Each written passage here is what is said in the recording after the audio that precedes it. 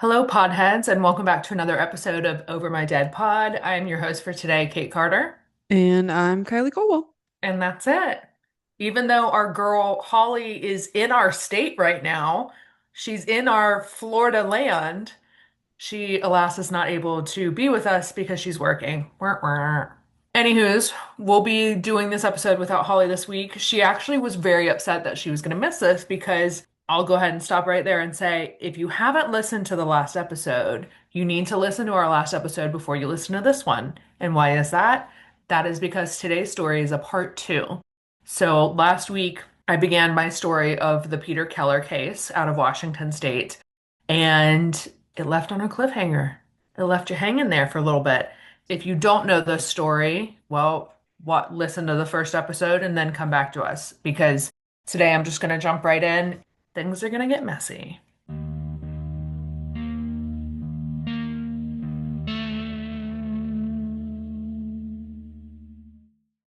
All right, so as announcements rang over the SWAT team's loudspeaker, nothing happened in the forest. From where the officers were positioned, there was no movement at the entrance, no response from inside, and no indication that anyone had even heard them. Minutes stretched into longer stretches of silence, and every person on that mountain understood how dangerous silence could be. It didn't really mean the bunker was empty at this point. It just means that he could be inside, he could be listening, thinking, trying to figure out what he was going to do next. As the standoff continued, I use the word standoff very loosely because we don't even know if Peter's inside.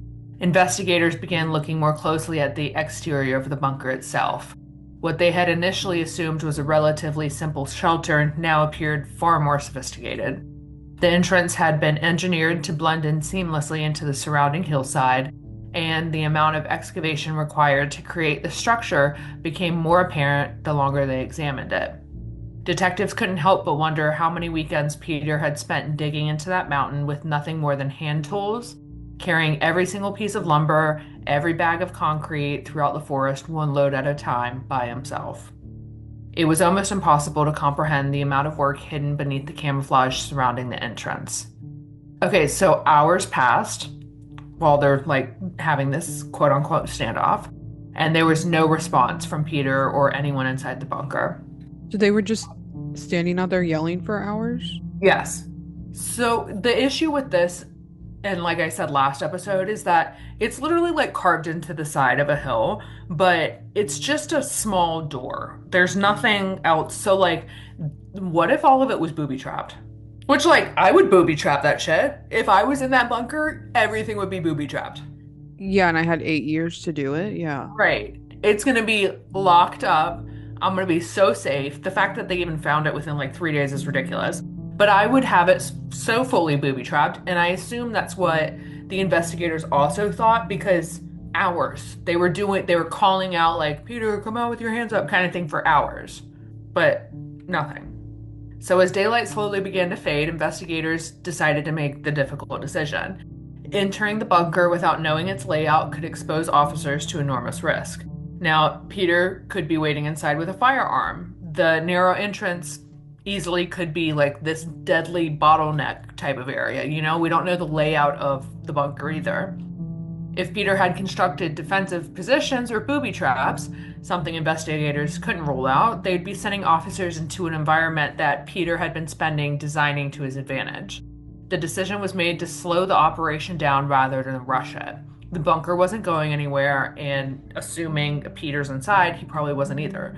So nothing around the perimeter was going to change. By Tuesday evening, the operation had grown far beyond a handful of detectives that had first followed Peter's trail into the mountains. SWAT officers maintained positions from around the bunker while crisis negotiators continued to try to establish contact. Every hour that they waited was frustrating. I mean, totally understandable. But it also reduced the chances that someone else could potentially be losing their life. Then, sometime during the evening, something happened.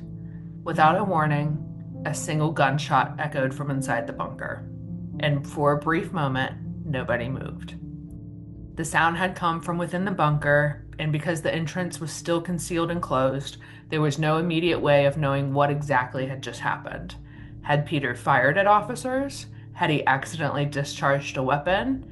Had he accidentally not discharged a weapon? Was he trying to draw investigators inside? The command post immediately shifted into another round of planning because the higher ups were still unwilling to send officers through the entrance blindly. If Peter was now alive at this point, he had just demonstrated that yes, and he was armed. If he had taken his own life, there was no guarantee that the bunker was still going to be safe to enter. Detectives knew very little about how the bunker was built, and there were legitimate concerns that Peter could have rigged the interior with explosives. And honestly, until they knew otherwise, everything and every possibility needed to be taken seriously. So, as negotiators continued to call out Peter's name, nothing happened. No additional shots were fired, no voice came from inside, and no movement was ever seen at the entrance. Hours continued to go by, and eventually investigators reached the conclusion that waiting alone was no longer going to change the situation. So they needed to figure out a way to get inside that bunker. And that's why technology in this case offered the best solution. Rather than sending deputies through the bunker entrance, law enforcement brought in a remote controlled camera that was mounted on a robotic platform. Officers would carefully guide the camera through the narrow entrance and transmit live video back to investigators waiting outside. If Peter was alive, they would know immediately. If he had set up traps within the bunker, they hoped the camera would identify them before anyone stepped in foot. So, slowly the robot was positioned near the entrance. As the camera crossed the threshold and its lights lit up the darkness beyond the bunker entrance, investigators got their first look inside Camp Keller. What appeared on the monitor was unlike anything they had ever expected. It wasn't just this crappy shelter thrown together with like scrap wood and tarps. It was actually a very carefully constructed underground living space with finished walls, shelves lined with supplies, furniture, electrical wiring, and enough provisions to suggest that someone had intended to live there for a very long time. As the camera moved in a little bit further, near the back of the bunker, investigators saw Peter Keller. He was lying motionless on the floor with what appeared to be a gunshot wound to the head. The single gunshot that everyone heard only a few hours earlier suddenly now made sense. And after nearly 3 days of searching, the manhunt for Peter Keller was over. But even though the robot had shown investigators that Peter Keller appeared to be dead, no one immediately rushed into the bunker. Detectives had been spending the last few days assuming Peter had carefully planned almost every aspect of his disappearance, and they weren't going to assume that the structure was safe just simply because Peter was no longer alive. So, bomb techs and tactical officers were brought up into the mountains to help clear the bunker before homicide detectives would cross into the threshold. Only after the bunker had been declared safe did investigators finally step inside. And they found that the bunker wasn't that big. Like, when I heard it was kind of like loaded and had finished walls and stuff, I was like, shit, it's probably a big bunker. It wasn't a massive underground complex.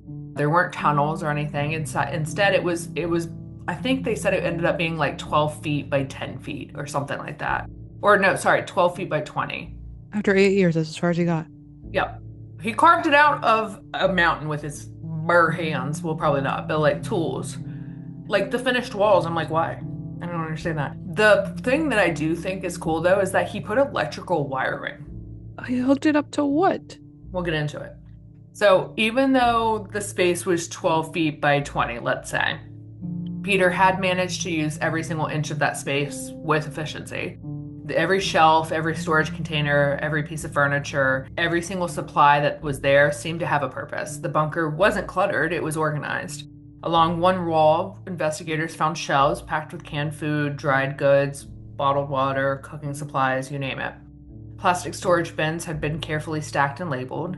There were tools where Peter could easily reach them. There were extra batteries, lanterns, fuel, camping equipment, and enough basic necessities to suggest that he would be remaining there for an extended period of time without having to leave. Detectives would later estimate that there was enough food to last for months, although no one could say exactly how long Peter was intending to stay there. The bunker looked less like a place someone had gone to escape in a panic, and more like a place that someone was preparing to occupy. I saw online when I saw pictures of it, there was furniture too, which I don't know how he got up the mountain by himself without someone noticing.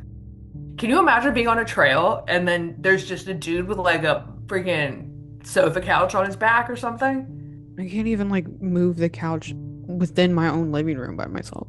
So, investigators also found evidence that Peter had tried to make the bunker feel like a home rather than just a simple survival shelter. There was a bed where apparently he had been sleeping, a small sitting area, books, personal belongings, and even homemade wine that Peter had been making himself. There was electrical wiring, which I talked about earlier, and I found out that this electrical wiring was powered by batteries. So that's how he was able to get all of that. There was also ventilation that allowed fresh air to circulate throughout the underground space, and carefully constructed wooden walls that gave almost like an interior finished appearance, which is kind of funny. So, when standing inside the bunker, the detectives couldn't help but appreciate, in a way, the amount of work that Peter had gone in to give it. Like cash was found in the bunker as well. They ended up recovering thousands of dollars that Peter had apparently brought with him, which included a lot of the money that he had withdrawn from the bank just a few days before the murders. Firearms were also found throughout the shelter, along with ammunition and additional survivor gear. There was really no indication that Peter had arrived at Camp Keller, like expecting to surrender to law enforcement until they eventually found him. Everything about the bunker suggested that he was preparing for isolation and not capture, which, if you think about it, it only took the police 3 days to find Peter's bunker, and it had taken him about 10 years to make it. So I would have been hella pissed if I was Peter. I would have been livid if I had spent 8 to 10 years of my life every single weekend lying to people galore, heading to a mountain, doing very laborious work, and then it took 3 days for the police to find it. All right, so if you don't remember me saying this earlier, one of the things that Peter did do while building Camp Keller was make a lot of homemade videos. So at some point after entering the bunker, the detectives found those videos and began watching them in the recordings. Some of the cameras and digital media recovered from the bunker contained hours of footage Peter had recorded from over the years.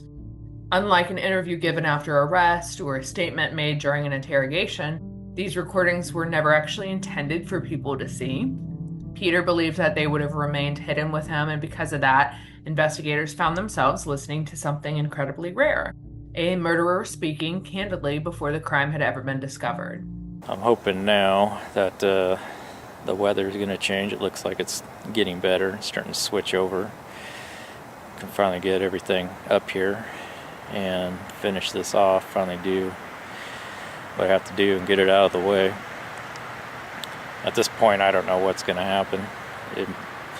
I may get caught right away. Basically, if I get caught, I'm just going to shoot myself. So, I could basically be dead in 2 weeks or 3 weeks. I don't know. It's all up to chance at this point. So, I don't think anyone knows where I'm at. But if they put it together, who knows? At this point, I have to take that chance. So, it's just going to be a point of, go as far as I can. I do have my escape, and that's death. I can always shoot myself, and I'm okay with that. So It's interesting. It's not like he's sitting there discussing how he's gonna, kill his family, but it's just weird that he used it more of like a conversation point, or like a diary. That's how I would describe it. It was very diary-esque. That's not the right word, but He's kind of just talking to himself. right, the diary. So these videos, other than talking, showed Peter hauling lumber through the woods, talking directly to the camera about construction projects. He was discussing different improvements he wanted to make within the bunker, and he documented the slow growth of the bunker over the years. Sometimes Peter would laugh at the mistakes he had while he was building. Other times he talked about these, massive frustrations he had from carrying heavy supplies up the mountain by himself. I don't really understand why he'd be pissed he was doing this to himself. Watching the footage, though, detectives realized that they weren't looking for someone who had thrown together a shelter in desperation. They were watching years of careful planning unfold in one weekend, pretty much. But it wasn't really the construction footage that disturbed the investigators the most. Mixed in with those videos were these quiet moments where Peter sat alone in front of a camera.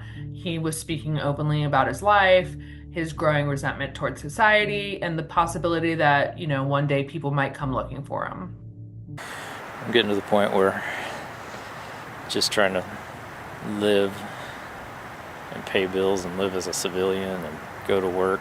That just freaks me out. It's actually more comfortable for me to think about living out here, robbing banks, pharmacies, just taking what I want for as long as I can. At least it'll be exciting. It won't be boring.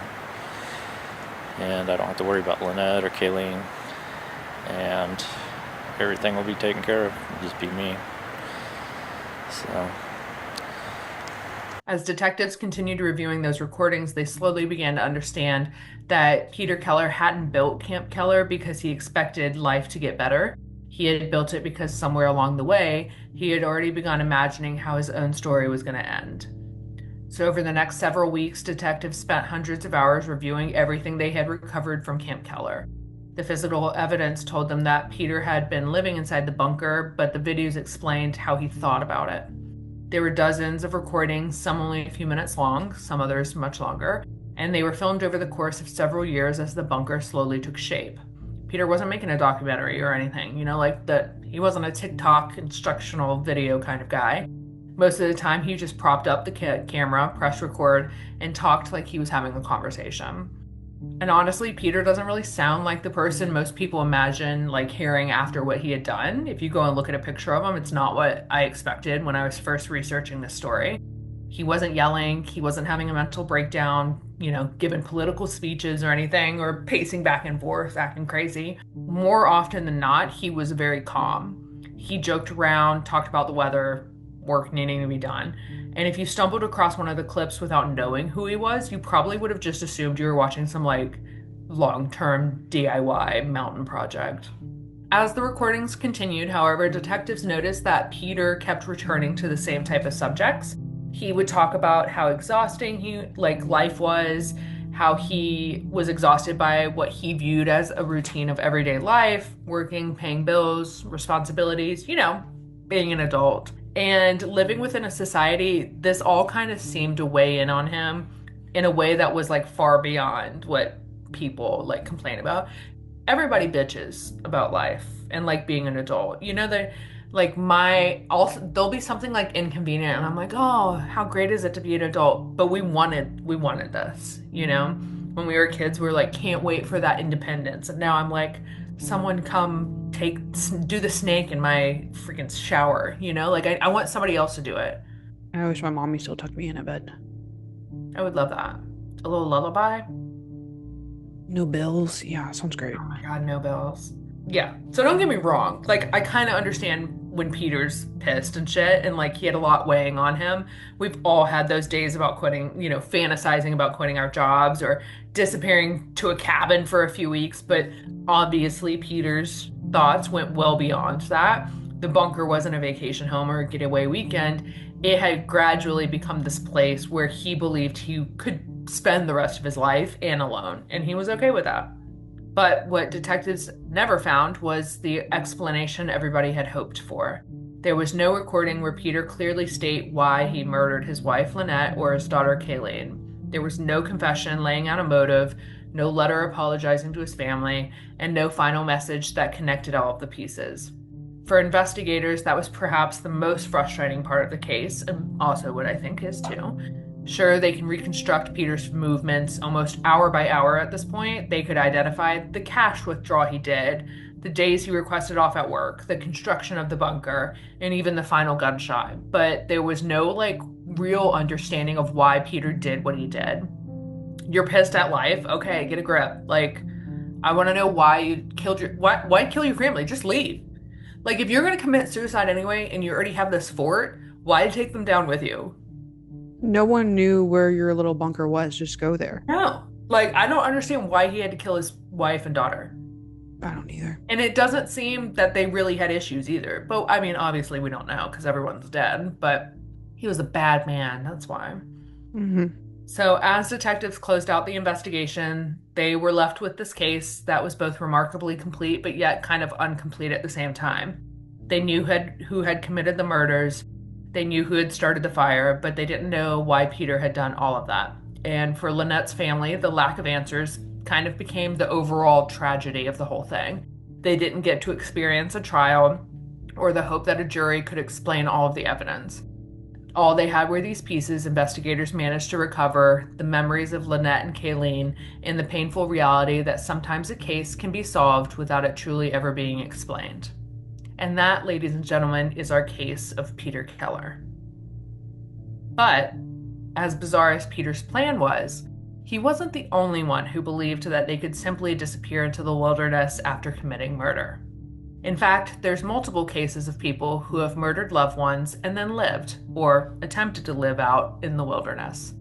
So before I end today's episode, I want to share with you guys some of my favorite Peter Keller comparison cases. Of course, in summary though. I was about to say another plot twist. I know, as soon as I said but, I looked up at the camera and you were like, what are we doing? So before I do what I do, I want to give some shout outs to listeners wise. First of all, one of our biggest fans, his name is Dave, okay? And it's my husband's, one of his best friends. Dave sent me this case. Every time we post an episode, he is one of the first people to listen to it every single time. So he's an OG, he's a loyal fan, and thank you, Dave, for our Peter Keller case. Snaps for Dave. Number one pothead. Number one pothead. He is a pothead. He is a great pothead. All right, so before everything else, I do want to give some shout outs to cases as well. Now, if you're new here, there's a lot of cases we've done in the past, but a few might sound familiar, and they kind of are in common with my Peter Keller case. So there's one that's called the Robert William Fisher case. I covered that in episode 145. And then Kylie covered a case, which was the Xavier DuPont Lenone. How do you even say the last name? I don't even remember what it was. The DuPont family. You covered that in 131. I don't even remember how to pronounce it. Yeah, it's French. 131. Xavier DuPont Lagones? Yeah, something like that. But those are both really good episodes that also have to do with like people dying and then people trying to escape into wilderness. Successfully. Some would say successfully, yes. Okay, so what I want to do next is I'm doing a little mini series, and the first story I'm going to tell you about is the story of Claude Dallas, aka the mountain man who vanished into the wilderness. So now, if you believe Peter Keller believed the wilderness could protect him, he wasn't the first person. More than 30 years before Peter disappeared into Washington's forest, another man also relied on his survival skills to stay one step ahead of one of the largest manhunts in the American West. Claude Davis wasn't your typical fugitive, though. Friends described him as a modern-day mountain man who seemed to be like born in the wrong century kind of thing. He lived this very rugged, self-sufficient lifestyle in the remote backcountry of Idaho.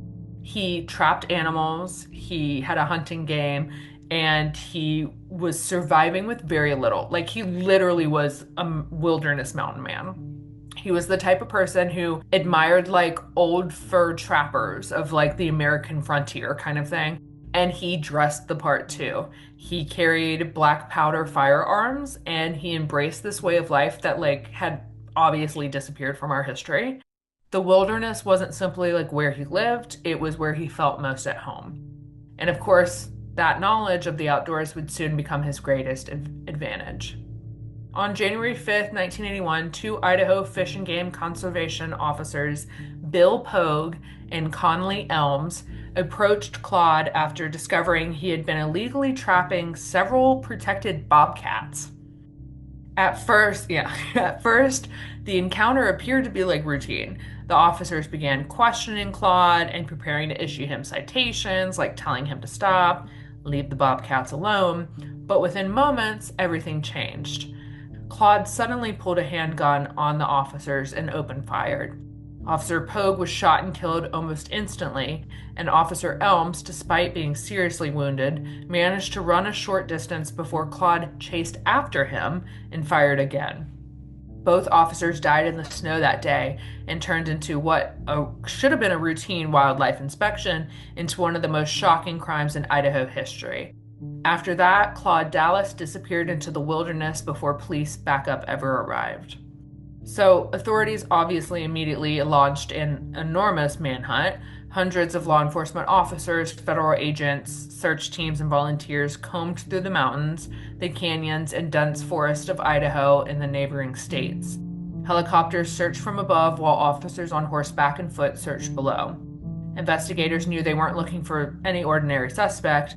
They were trying to hunt a man who understood the wilderness far better than most people trying to find him. One detail that often gets overlooked in this case is that Claude didn't spend his entire 14 months hiding deep in the mountains. Investigators eventually realized that Claude's greatest survival skill wasn't he simply living off the land, it was knowing when to leave it. After spending a time in remote wilderness areas, Claude quietly found work on a ranch in Nevada under a different name, and he blended into everyday life, allowing authorities to continue focusing on much of their search elsewhere. But Claude's freedom finally came to an end in March of 1982 when someone recognized him and contacted law enforcement. Officers surrounded the ranch and arrested Claude Dallas without a shootout or some dramatic chase. And after 14 months on the run, one of the West's largest manhunts ended not because searchers tracked him through the wilderness, but because someone happened to recognize his face. So, unlike Peter Keller, Claude Davis never built a bunker or spent years secretly preparing for an escape plan, but both men shared the same belief that experience in the outdoors could give them an advantage over anyone trying to find them. And for a year, Claude Davis proved that sometimes it could. All right, so I have a second Peter Keller comparison story, and that'll end us out. But this story is kind of almost the opposite of, which makes it fun. This is the story of John Joe Gray, aka the man who dared police to come get him. So John Joe Gray was a Texas rancher with this very intense distrust of government and authority. In 1999, after allegedly assaulting a state trooper during a traffic stop, John was charged with felony assault on a public servant. Rather than appearing in court, he made a decision that would turn him into one of the country's most unusual fugitives. He simply just refused to leave his property. Now that sounds weird, but just bear with me. John retreated to his heavily wooded ranch near the tiny town of Trinidad, Texas, where he had spent years preparing for this exact standoff. The property was isolated, it was heavily armed, and very fortified. So family members and supporters that remained loyal to him would bring him supplies and help him maintain his house compound. According to those who visited, the land contained lookout positions, multiple buildings, and enough natural cover that anyone approaching could be seen long before they ever reached the house. It's weird because law enforcement knew exactly where he was. The problem was getting him out. Authorities determined that attempting to arrest John by force was most likely going to end in bloodshed. So instead of risking a deadly confrontation, they chose to wait him out and hoping that he would eventually surrender or make a mistake. But he never did. So days turned into months, which turned into years. And get this, during those years, John gave interviews to journalists, he appeared in documentaries, he openly criticized law enforcement, all while being a fugitive and staying in his home. It's like when the journalists go and interview ISIS members. Yes. Yeah. How? But we're trying to arrest them, and the journalist is just camera crew. But one lesser known detail is that John actually became something of a local curiosity. Some neighbors viewed him as this anti-government, town hero, while others saw him as a dangerous man that was exploiting the system's, reluctance basically to use deadly force.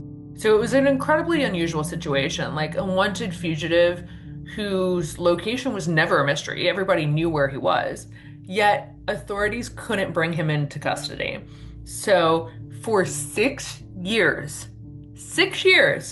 John lived on his property, never left, and was never arrested. And then get this. So he's a fugitive for 6 years. Eventually, the legal landscape surrounding his case changed, and the original warrant was ultimately dismissed after years of legal disputes, Eventually, it effectively ended the standoff without any type of like dramatic ending.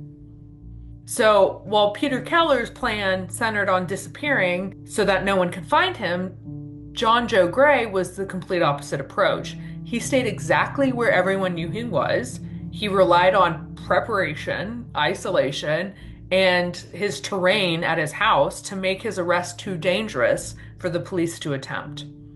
So, different strategies. Both men replaced remarkable faith in the same idea that the land itself would be their greatest defense. Honestly, good for him because he didn't kill anybody. He didn't. He assaulted, but allegedly because it was dismissed. He just waited it out until they were too annoyed. Yeah.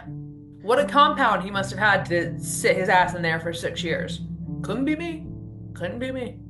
Yeah, even like SWAT, the FBI weren't gonna jump in with a helicopter. No, because he had it fortified basically. Like it was he had ammunition everywhere, and they said that he most likely had booby traps.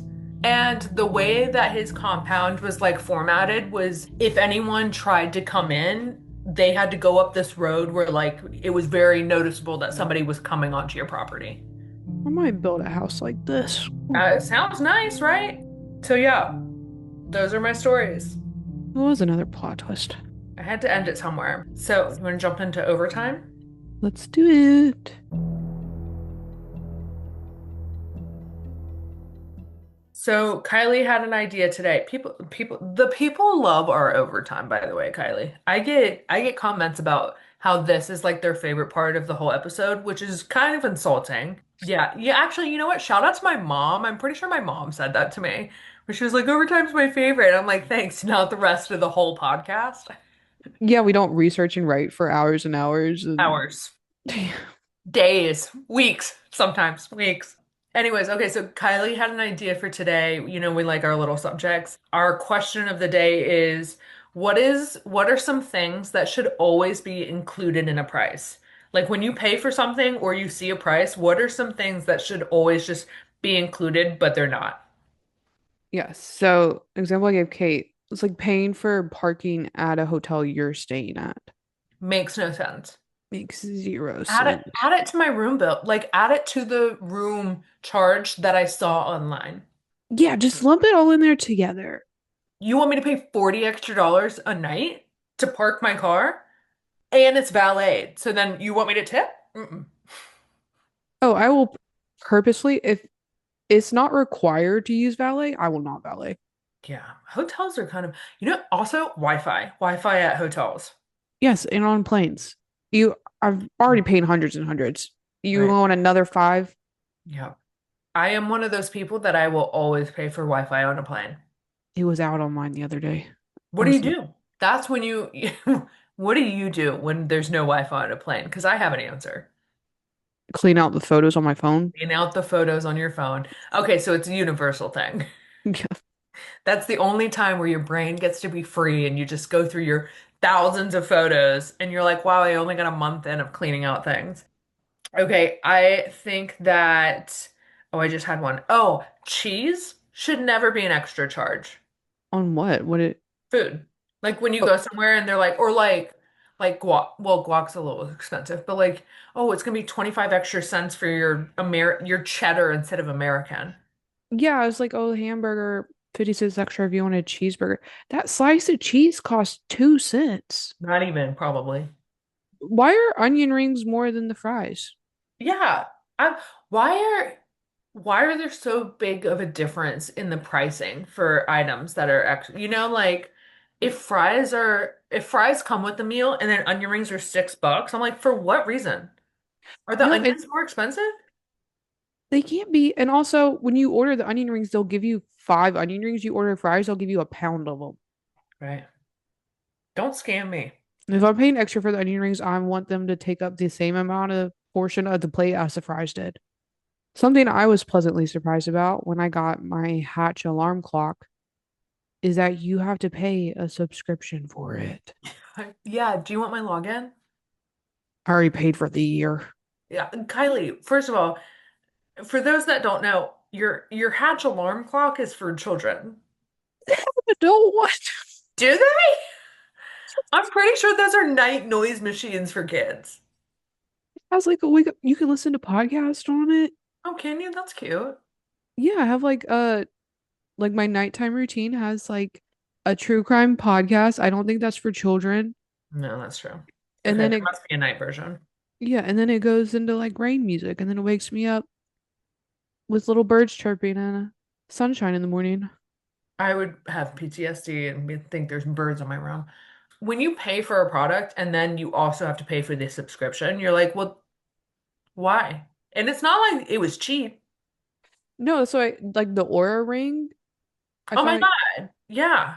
those are like a couple $100 at least. Yeah, they're expensive. And And then a you and then a monthly or yearly subscription.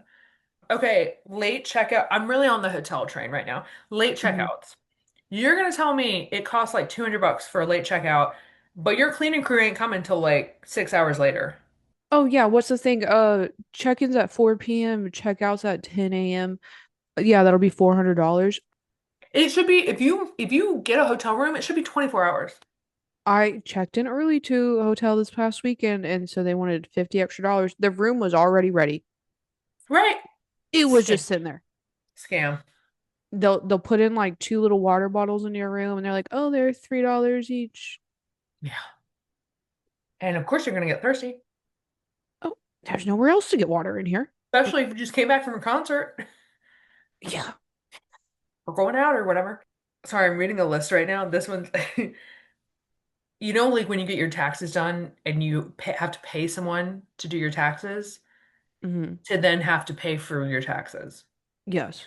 Yeah. I don't like paying for services for owing money. So if I owe somebody money, I'm not going to pay somebody else to tell me that I owe more money.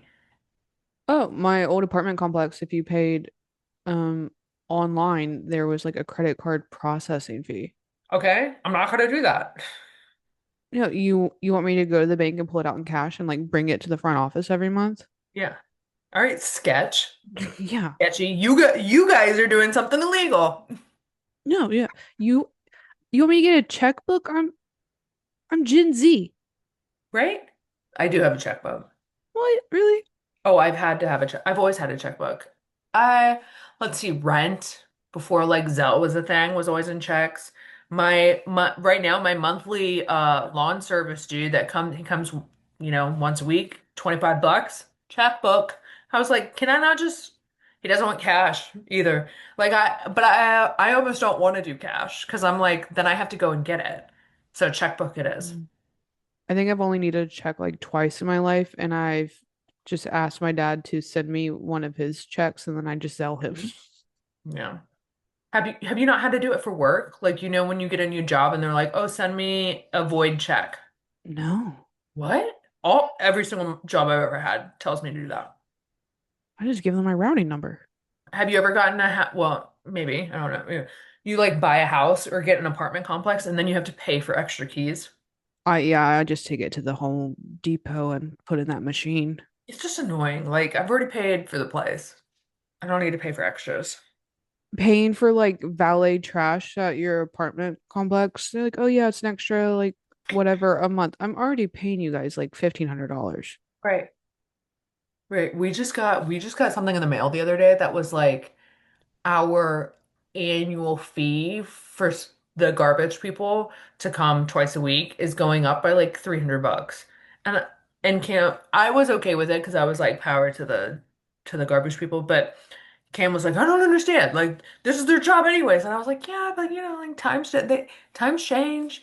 Like at work you're supposed to get more money every year because of where you live and like the housing and the income, economy and stuff like that. I'm like, garbage people got to make money too.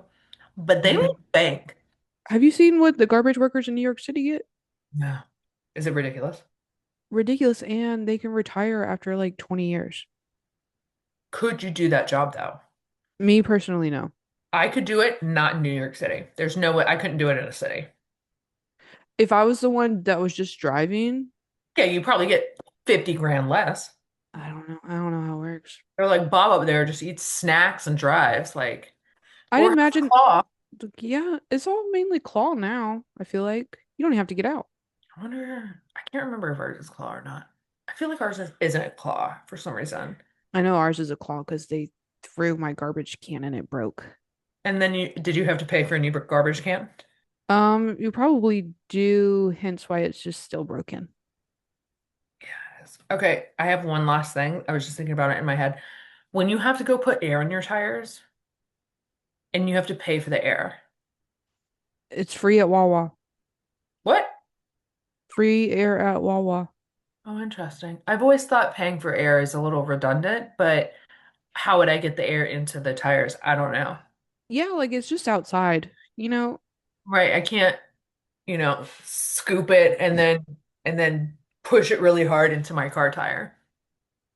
Maybe you could. I don't know. Is it this might be is it a different type of air? Like, is there something in it that I goes don't into think. the air? Is that a dumb question? I don't know. Is that a dumb question? No, no. Is it literally just plain air? I guess it's just like pressurized. So then what are we paying for? That's a great question. Machine, probably. I mean, that can't be that much after a while. Oh, I was just looking at your picture of Bundy. Something else that I find a little ridiculous is the costs of adopting an animal sometimes. Like if they're a puppy, it's like $600. But if they're over the age of 2, it's like $100. I'm like, wait a minute. Why is there such a big difference? I do understand that because they use the money to fund the shelter. Yeah, you're right. I actually don't know why I said that. I'm really pro shelter animals. But like it can be I think I'm more of thinking like the price. Like I've seen recently, it's not here, but I know of a place that's further south in Florida, and it's like 600 to 800 bucks to adopt an animal from them because they're like a boutique place. And I don't understand.